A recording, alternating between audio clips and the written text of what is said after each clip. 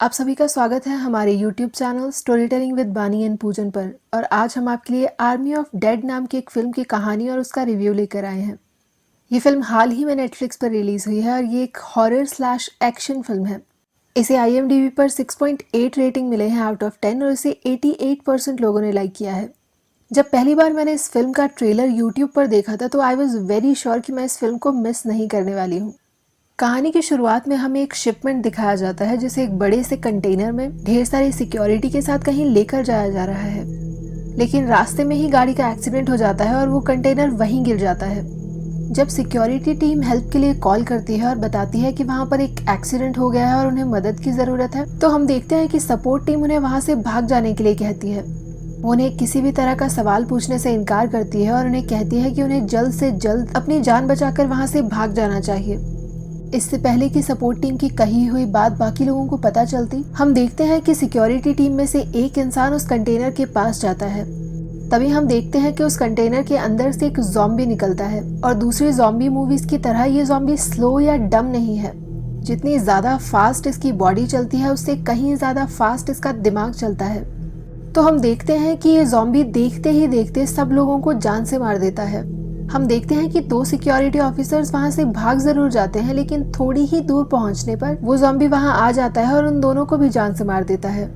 उस ज़ॉम्बी के द्वारा मारे हुए सब के सब लोग अब ज़ॉम्बी कन्वर्ट हो जाते हैं और हम देखते हैं कि देखते ही देखते वो लोग पूरे के पूरे लॉस वेगस को इन्फेक्ट कर देते हैं। लॉस वेगस अब कहीं ना कहीं ज़ॉम्बीज का शहर बन गया है और इस ज़ॉम्बीज के शहर को बाकी दुनिया से अलग रखने के लिए उसके आसपास एक बड़ी सी दीवार बना दी गई है। क्योंकि सरकार के ऊपर बाकी लोगों का दबाव भी है, इसीलिए हम देखते हैं कि वो लोग ये डिसाइड करते हैं कि वो उस जगह पर 3 दिन के अंदर अंदर परमाणु बॉम्ब गिराएंगे। तभी कहानी में टनाका नाम के एक जापानीज अमीर बिजनेसमैन की एंट्री होती है। हम देखते हैं कि वो स्कॉट वार्ड को अपने पास बुलाता है। वो उसे ये ऑफर देता है कि उसे लॉस वेगस के उसके कसिनो में जाना होगा जहाँ की $200 मिलियन पड़े हुए हैं। अगर वो अपनी टीम के साथ इन $200 मिलियन को लाने में सक्सेसफुल हो जाए तो उसमें से $50 मिलियन वो अपने पास रख सकता है या फिर वो चाहे तो अपनी टीम के साथ भी बांट सकता है। कहानी में हमें आगे दिखाया जाता है कि स्कॉट असल में एक वॉरियर था जो कि ज़ॉम्बीज को मारा करता था, लेकिन अब वो एक रेस्टोरेंट में एक शेफ की जॉब करता है। उसकी जिंदगी में इतने बड़े बदलाव की ये वजह थी कि उसकी बीवी भी इन्फेक्ट हो गई थी। उसे अपनी बीवी को भी जान से मारना पड़ा और उसे ऐसा करते हुए उसकी बेटी केट ने भी देखा था। तो अब स्कॉट को लगता है कि उसकी बेटी उससे नफरत करती है, इसीलिए हम देखते हैं कि वो उससे बात नहीं करता। अब हम देखते हैं कि स्कॉट अपनी टीम तैयार करता है। स्कॉट सबसे पहले मरिया और वैनरूट के पास जाता है। वो लोग ये डिसाइड करते हैं कि वो लोग आपस में 15-15 मिलियन बांटेंगे और बाकी के बचे हुए पैसे बाकी के टीम मेंबर्स में बांटे जाएंगे। इसी के साथ टीम में पीटर्स नाम की एक लड़की को हायर किया जाता है जो कि एक पायलट थी और उसे उन्हें वहां से बाहर लाना था। इसके साथ साथ हम देखते हैं कि कहानी में डीटर की एंट्री भी होती है जो कि सेफ ओपन करेगा। क्योंकि ये पूरा का पूरा इलाका अब रिस्ट्रिक्टेड है और वहाँ किसी का भी जाना मना है, इसीलिए हम देखते हैं कि स्कॉट अपनी बेटी की मदद लेता है। केट असल में उस एरिया में वॉलेंटियर है जहाँ से अंदर जाया जा सकता है। पहले तो केट स्कॉट की मदद करने से इनकार कर देती है, लेकिन हम देखते हैं कि जैसे ही वो उसे 15 मिलियन ऑफर करता है वो उसकी मदद करने के लिए राजी हो जाती है। कहानी में गीता नाम की एक लड़की भी है जिसका किरदार हुमा कुरैशी ने निभाया है। गीता के 2 बच्चे भी हैं और हम देखते हैं कि उनके सर्वाइवल के लिए वो पैसे लेने के लिए उस ज़ॉम्बी वाले एरिया में चली जाती है।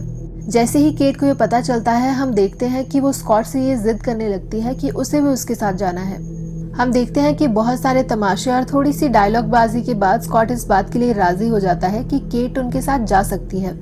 लिली जो कि उस गेट की रखवाली करती है, हम देखते हैं कि वो अपने साथ कमिंग्स नाम के एक इंसान को भी ले जाती है और वो स्कॉट से कहती है कि उन्हें उसकी जरूरत पड़ने वाली है। लिली इस जगह के चप्पे चप्पे को जानती है और हम देखते हैं कि वो उन्हें ये बताती है कि ये कोई जेल नहीं बल्कि एक साम्राज्य है। यहाँ उनका कानून चलता है और उनके अपने कुछ कायदे हैं जिनका कि सबको पालन करना पड़ता है। क्योंकि कमिंग्स एक बहुत बुरा इंसान है, इसलिए हम देखते हैं कि लिली उसे एक समझौते जैसे इस्तेमाल करती है। वो उसे वहाँ बांध कर फेंक देती है और हम देखते हैं कि ज़ॉम्बीज के राजा और रानी वहाँ आते हैं और उसे वहाँ से लेकर चले जाते हैं। इसके बाद स्कॉट की टीम और ज़ॉम्बीज के बीच में एक समझौता हो जाता है जिसके चलते कि वो दोनों ही एक दूसरे को नुकसान नहीं पहुंचाएंगे। किंग और क्वीन कमिंग्स को वहाँ से ले जाते हैं और हम देखते हैं कि वो उसे भी अपनी ही तरह ज़ॉम्बी बना देते हैं। तो वहीं दूसरी तरफ स्कॉट की टीम जैसे ही कसिनो में पहुंचती है हम देखते हैं कि उन्हें वहाँ उसी मैप के ब्लूप्रिंट्स मिलते हैं जो कि उनके पास भी थे। जैसे ही डीटर उन ब्लूप्रिंट्स को देखता है तो वो समझ जाता है कि वो लोग पहले नहीं हैं जो कि इन पैसों की तलाश में आए हैं। टनाका पहले भी कुछ लोगों को भेज चुका था जो कि उन्हीं पैसों की तलाश में आए थे। टनाका का एक आदमी मार्टिन भी उन लोगों के साथ आया है। हम देखते हैं कि वो लिली को लेकर बाहर की जगह का मुआयना करने जाता है, लेकिन जैसे ही उसे क्वीन वहां दिखाई देती है तो वो क्वीन को बंदी बना लेता है। साथ ही क्वीन के साथ आए हुए दूसरे इंसान को जान से मार देता है। लिली को पहले ये लगता है कि शायद वो क्वीन को सिर्फ बंदी बनाएगा, लेकिन देखते ही देखते वो क्वीन का गला काट देता है और उसे बैग में भरकर अपने साथ ले जाने लगता है। लिली को ये बात काफी ज्यादा अजीब लगती है, लेकिन मार्टिन उससे ये झूठ कह देता है कि वो इसे बस इनाम के लिए अपने साथ ले जा रहा है। बहुत सारी मुश्किलों के बाद हम देखते हैं कि डीटर उस तिजोरी को खोल देता है। वो लोग एक एक करके पैसों को हेलीकॉप्टर की तरफ लेकर जाने लगते हैं, लेकिन तभी हम देखते हैं कि किंग को ये पता चल जाता है कि किसी ने क्वीन को जान से मार दिया है। क्वीन के बिना सर वाले धड़ को जब किंग वहां से लेकर जाता है तो हम देखते हैं कि वो क्वीन का पेट फाड़ता है और उसके अंदर से एक छोटा सा बच्चा निकालता है, जिसके बाद हमें ये पता चलता है कि क्वीन प्रेग्नेंट थी। इसके बाद सब के सब ज़ॉम्बीज एक तरह से पागल हो जाते हैं और वो उन लोगों से बदला लेना चाहते हैं। जैसे ही सब लोग हेलीकॉप्टर की तरफ जाने लगते हैं तो स्कॉट देखता है कि केट वहां पर नहीं है और ये देखते ही वो समझ जाता है कि कहीं ना कहीं केट गीता को बचाने के लिए बाहर चली गई है। स्कॉट जैसे ही केट को ढूंढने जाने लगता है, हम देखते हैं कि मरिया उसके पास आती है और उसे बताती है कि वो भी उसके साथ जाएगी। साथ ही वो उसे ये भी बताती है कि वो उसे बहुत वक्त से प्यार करती है, लेकिन उसने उसे कभी बताया नहीं। जैसे ही लिफ्ट का दरवाजा खुलता है, हम देखते हैं कि ज़ॉम्बीज मरिया को पकड़ लेते हैं और उसे जान से मार देते हैं। हम देखते हैं कि वैंड्रॉक की जान बचाने के लिए डीटर उसे तिजोरी में बंद कर देता है, लेकिन जैसे ही खुद वो अंदर आने लगता है, किंग उसे पकड़ लेता है और जान से मार देता है। लड़ते लड़ते हम देखते हैं कि पीटर्स और स्कॉट के अलावा सबकी मौत हो जाती है।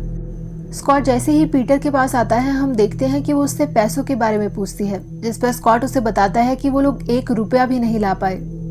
जैसे ही पीटर्स और स्कॉट वहां से जाने लगते हैं, हम देखते हैं कि स्कॉट उसे कहता है कि उसे केट को ढूंढना है, इसीलिए वो लोग अपने हेलीकॉप्टर को उस बिल्डिंग के ऊपर लेकर जाते हैं जो एक तरह से किंग और क्वीन का महल था।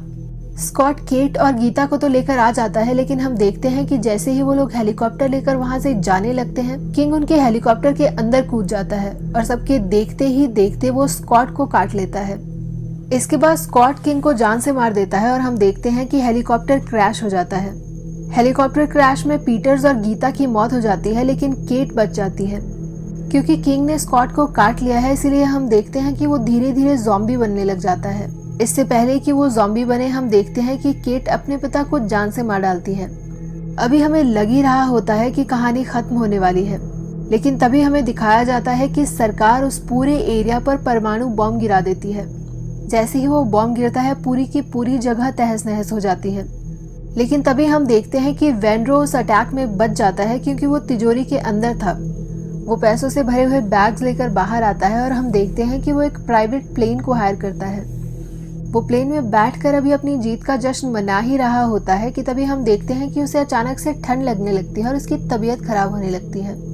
जैसे ही वो वॉशरूम जाता है, हम देखते हैं कि उसे अपनी बाजू पर एक कटा हुआ निशान दिखाई देता है और देखते ही देखते वो भी ज़ॉम्बी कन्वर्ट हो जाता है। तभी हम देखते हैं कि प्लेन में एक अनाउंसमेंट होती है कि प्लेन मैक्सिको जा रहा है, यानी कि अब लॉस वेगस के बाद मैक्सिको की बारी है। अगर मैं आपको इस फिल्म को लेकर अपना ओवरऑल एक्सपीरियंस बताऊं तो ये फिल्म ज़रूरत से ज़्यादा लेंथी थी। इसका ट्रेलर जहां एक डायनामाइट था, वहीं ये पूरी फिल्म मुझे मुर्गा छाप पटाखों से ज़्यादा नहीं लगी। इस मूवी को देखने के बाद कहीं ना कहीं मुझे ये लगा कि गो गोआ गॉन इससे कहीं ज़्यादा बेटर थी। हाँ, कुछ एक ऐसे सीन्स हैं जहां आपको ये लगेगा कि ये मूवी कितनी ज़्यादा कमाल की है। जैसे कि जब किंग और क्वीन के सीन दिखाए जाते हैं, तब आपको थोड़ी सी एक्साइटमेंट होगी, लेकिन स्कॉट वार्ड के कैरेक्टर को इस फिल्म में ज़्यादा कुछ करने को दिया नहीं गया है। फिल्म का प्लॉट भी मुझे कुछ खास अच्छा नहीं लगा, क्योंकि हुमा कुरैशी के कैरेक्टर को इसमें ज़बरदस्ती ठूस दिया गया है।